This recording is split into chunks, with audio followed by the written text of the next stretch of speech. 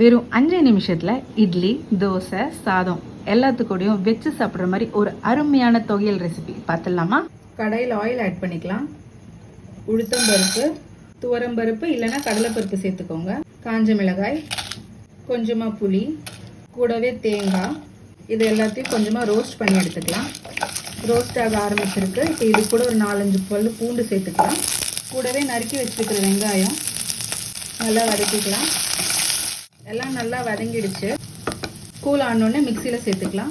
அதே கடாயில் இன்னும் கொஞ்சம் ஆயில் சேர்த்துக்கலாம். கட் பண்ணி வச்சுருக்கிற வெண்டைக்காய், துவையலுக்கு தேவையான உப்பு, இது நல்லா கோல்டன் ஃப்ரை பண்ணிக்கலாம்.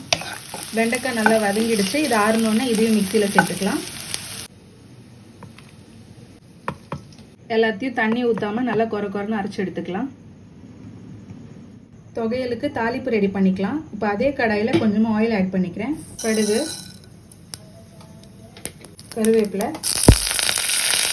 தாளிப்பு ரெடி. துவையல் மேலே ஆட் பண்ணிக்கலாம்.